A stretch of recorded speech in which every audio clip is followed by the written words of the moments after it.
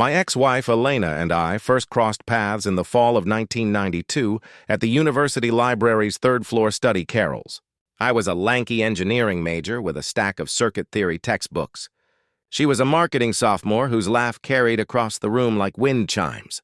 Elena had auburn hair that caught the fluorescent lights and a constellation of freckles across her nose that made her look perpetually sun-kissed, even in November. Every table near her was occupied by hopeful suitors, fraternity brothers, debate team captains, even the quiet grad student who always wore the same corduroy blazer. I never stood a chance, or so I thought. We shared 3 classes over 4 years, Intro to Statistics, Business Law, and a senior capstone on corporate strategy, but I kept my distance, convinced the competition was insurmountable. Then, in the spring of our senior year, a mutual friend dragged me to a late-night study session in the student union. Elena was there, highlighter in hand, surrounded by empty coffee cups. When the group thinned out, she slid into the seat beside me and asked, "Mind explaining regression analysis one more time? I'm drowning." 2 hours later, we were the only ones left, trading notes and stories. She confessed she'd noticed me in class but assumed I was the serious type. I admitted I'd been terrified of the guys orbiting her.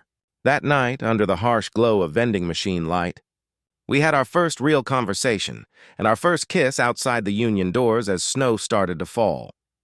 We graduated in May, married in a small garden ceremony the following summer, and dove headfirst into the tech boom of the late 90s. Both of us landed jobs in software sales, me at a Silicon Valley giant, her at a scrappy startup. The industry was a boys' club, after-work beers, golf outings, inside jokes about the old days. My numbers climbed. Hers stalled. Within 6 months, she was passed over for a promotion in favor of a less experienced male colleague. She switched companies, then switched again, each move chipping away at her confidence. I told myself her struggle was temporary. I was the breadwinner now, and that was fine. By our 3rd anniversary, Elena was pregnant with our first son, Liam. She powered through morning sickness and client calls, refusing to look weak. At a routine checkup in her 2nd trimester, the OB/GYN found abnormal cells on her pap smear, severe dysplasia, borderline precancerous. The doctor laid it out plainly. The condition would likely worsen with time and future pregnancies. If we wanted more children, we needed to act fast. Otherwise, a hysterectomy was inevitable. Elena cried in the car on the way home, mascara streaking her cheeks. "We always said 4, she whispered. 4 kids, a dog, the white picket fence. I squeezed her hand and promised we'd figure it out. 19 months after Liam's birth, our 2nd son, Noah, arrived, another C-section, another round of sleepless nights. Elena's recovery was slower this time. Follow-up biopsies confirmed the dysplasia had progressed. 3 specialists agreed the hysterectomy was no longer optional. The surgery was scheduled for Noah's 1st birthday. I held her hand in pre-op while she stared at the ceiling tiles, tears slipping into her hair. "This is it," she said. "No more babies." We had dreamed of a noisy house filled with chaos. Instead, we left the hospital with 2 infants and a silence that followed us home. Elena poured every ounce of thwarted ambition into motherhood. She pured organic sweet potatoes, sewed Halloween costumes, and turned our modest suburban split level into a warm, chaotic nest. I climbed the corporate ladder, regional manager by 2000, director by 2001, bringing home bonuses that paid for swim lessons and a minivan with built-in DVD players. Elena managed the rest: grocery lists, pediatrician visits, the endless rotation of sippy cups and laundry. On paper, we were the postcard family. Our college friends, Alex and Ben, were on a parallel track. Alex, a pediatric nurse, and Ben, a network engineer, had welcomed their daughter the same month Liam was born. The 4 of us formed a tight quartet: weekend barbecues, joint family vacations to the Outer Banks, matching Christmas cards. Ben and I swapped dad jokes. Elena and Alex traded recipes and sanity-saving tips. We were each other's emergency contacts. Then the dot-com bubble burst. Ben's company folded in the spring of 2001. Overnight, he went from 6 figures to scraping together contract gigs. The job market in our mid-sized city was brutal. Every posting demanded relocation. While he hunted, Ben became the stay-at-home parent by default, shuttling his daughter to preschool alongside Elena and the boys. Playdates turned into daily rituals. Picnics at the park, craft projects on the kitchen table, coffee that stretched into wine. I was on the road 3 weeks a month chasing quotas. I missed the subtle shift. The way Elena's laugh lingered when Ben told a story, the inside jokes that didn't include me. The affair began innocently enough. Stolen glances, then lingering hugs, then a kiss in the pantry during a group dinner while the kids watched Finding Nemo. Elena later told me she felt invisible in her role as mom. Ben made her feel seen. They met in parking lots, in the guest room while the kids napped, in cheap motels off the interstate. For nearly a year, our parallel lives ran on separate tracks. One night in 2002, Ben floated the idea of a threesome. Elena and I had fantasized about it years earlier, pillow talk after too much wine, but it was always theoretical. Ben knew a guy, Chris, a divorced salesman who traveled through town monthly. Chris was charming, discreet, and, crucially, willing to pay. Elena hesitated, then agreed. The encounter happened in a Marriott suite while I was in Chicago closing a deal. Afterward, Chris left 4 crisp $100 bills on the nightstand and asked for a private session next time he was in town. Elena stared at the money, heart pounding. It was more than she earned in a week of babysitting other people's kids. Chris became client 0. Word spread in hushed corners of the sales conference circuit. Elena set up a separate phone, rented a storage unit for lingerie and receipts, and bought a nondescript silver sedan registered under a Shell LLC. She worked school hours only, 9:15 drop-off to 2:45 pickup, never missing a soccer game or parent-teacher night. The money paid for Disney annual passes, private tutors, and the boys' braces without ever touching our joint account. She told me she'd clipped coupons and switched to generic brands. I believed her. Ben landed a senior systems role in Richmond, a 2-hour commute each way. The morning he left, Elena kissed him goodbye on our front porch while I was still asleep, then watched his taillights disappear down Maple Lane. That was the last time the 4 of us pretended everything was normal. Elena's operation scaled up with surgical precision. The storage unit, Butter 47 at the U-Store off Route 17, became her walk-in closet. Patent stilettos in graduated heel heights, silk robes color-coded by client preference, a portable ring light, and a lockbox for cash. She bought the silver Camry outright with a cashier's check, titled it to E. Marshall Consulting, and parked it 3 blocks from the elementary school so no neighbor would notice the unfamiliar plates. Her cover story was airtight.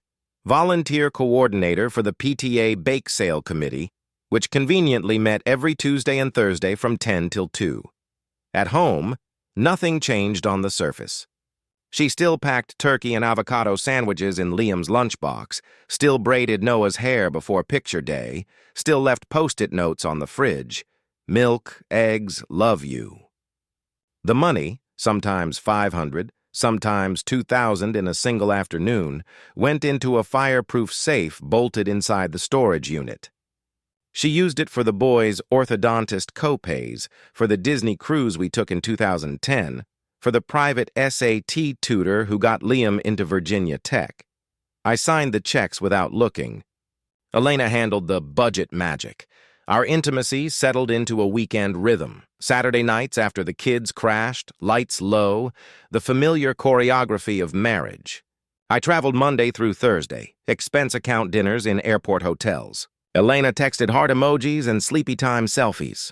I never noticed the second phone charging in the glove box of the Camry. The unraveling began on a humid Thursday in June 2016. I was in a Marriott in Charlotte when my cell buzzed with Ben's name. His voice cracked. "Elena's in the ER at St. Mary's. It's bad, man. Just get here. No details, no explanation." I caught the last flight out, fingers white on the armrest, replaying every vague text from the past month. I found her in Trauma Bay 3, face swollen beyond recognition, jaw wired shut, orbital bone shattered like porcelain. A detective had already taken her statement, assault by a John who'd refused to pay, then used a lamp as a weapon. The room number was scrawled on an evidence bag, Executive Suites, room 512.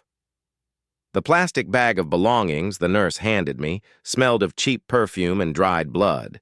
A crimson bandage dress, 2 sizes smaller than anything in Elena's closet.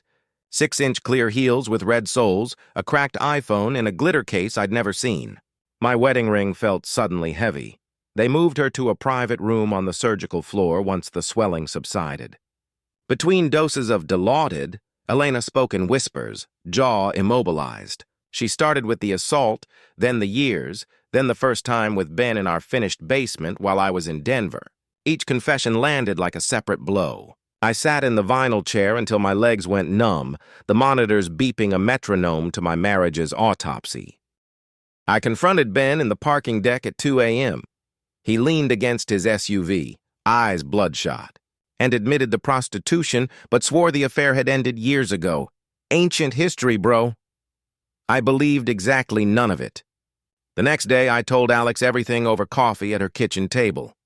She went pale, then furious. By nightfall, Ben's duffel was on the curb and the locks were changed. Elena came home after 10 days, face a patchwork of bruises and stitches. I slept in the guest room. We spoke only in logistics, pain meds, follow-up appointments, what to tell the boys. Liam, home from college for the summer, took the news like a punch. Noah, 17 and sullen, refused to look at his mother for weeks. I filed in August. The papers cited irreconcilable differences.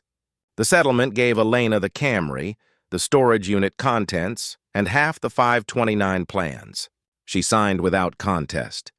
She moved into Ben's new apartment off Patterson Avenue the day the judge stamped the decree.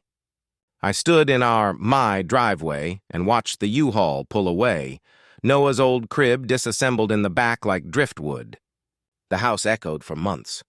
I threw out her lavender candles, repainted the bedroom slate gray, tore out the rose garden she'd planted the year Noah started kindergarten. Every change was a small exorcism. 5 years later, the grief still ambushes me in grocery aisles when I reach for the brand of coffee she used to brew. I date sporadically, dinners that end with polite handshakes, but no one fits the space she carved out. The boys speak to their mother, I do not. Her number is blocked, her Christmas cards returned unopened. Some nights I sit on the deck we built together and stare at the empty Adirondack chair, wondering if the ache will ever scar over or if I'll carry the open wound forever. Update. Labor Day weekend. 2021, the call came at 11:47 p.m. Liam, now ER for the engineering firm he'd joined out of grad school, was in Asheville with friends. Dad S. laid the bike down on 64. A buddy saw it in the mirror. I'm 2 hours out. Get to St. Mary's. I was already pulling on jeans before he finished the sentence. I knew every corridor of that hospital. I'd paced them the night Elena's face was rebuilt. Same antiseptic smell, same squeak of rubber soles. A triage nurse pointed me to the orthopedic waiting bay. They were scrubbing gravel out of Noah's S's road rash and wheeling him to X-ray. Take a seat. Sir, Dr. Patel will be out. I dropped into a plastic chair. Head against the cinder block wall, eyes shut. 5 years of silence pressed against my ribs. Mark. The voice was softer than memory, but unmistakable. I opened my eyes. Elena stood in the doorway wearing faded jeans and a navy hoodie, hair shorter, threaded with silver. The bruises from 2016 had long faded, but the left side of her face carried a faint lattice of scars where the orbital bone had been plated. Her freckles were still there, lighter now. What struck me hardest was the absence. The green eyes that used to dance like sunlight on river water had gone flat, professional calm. Any word? She asked. Just waiting. May I? She gestured to the chair beside me. I nodded. She sat 2 feet away, close enough to smell the same vanilla lotion she'd worn since college, far enough that our knees didn't touch. We spoke in the clipped shorthand of strangers who once shared a toothbrush. She noticed the hydrangeas I'd planted along the front walk. They've filled in beautifully. I hadn't told the boys she was forbidden to drive by the house. Clearly she had. I let it pass. I'd spent the first year post-divorce erasing her. The climbing roses she'd babied, ripped out. The kitchen island where we'd rolled cookie dough at midnight, demoed, replaced with quartz. A 30-yard dumpster sat in the driveway for 6 weeks while I knocked out the wall between the dining room and den. Telling the neighbors it was for better flow, Elena asked the polite question, "How are you holding up?" The truth slipped out before I could edit it. I turned 50 last month and realized I'd worked every weekend for 2 years. Started therapy in July, joined the Y, bought a trek, and ride the river trail at dawn. I shrugged. Trying to remember who I was before overtime became a personality. She nodded, fingers worrying the zipper of her hoodie. I only stayed with Ben 10 weeks. The counselor, I see, she pushed me to finish the marketing degree. Took night classes, graduated summer last spring. I'm an account coordinator now. Entry level, but it's mine. A half smile. Dating's been coffee mostly. I had no reciprocal offering. The boys kept her filled in. I knew that. Dr. Patel appeared, tablet glowing. Compound fracture, distal fibula. Pins today, non-weight-bearing 6 weeks. Mild concussion. Observe overnight. Surgery scheduled for 07/0. Noah would need a place to rehab. I heard myself say, he'll stay with me. I've got the guest suite and flex hours. Elena's eyes flicked to mine.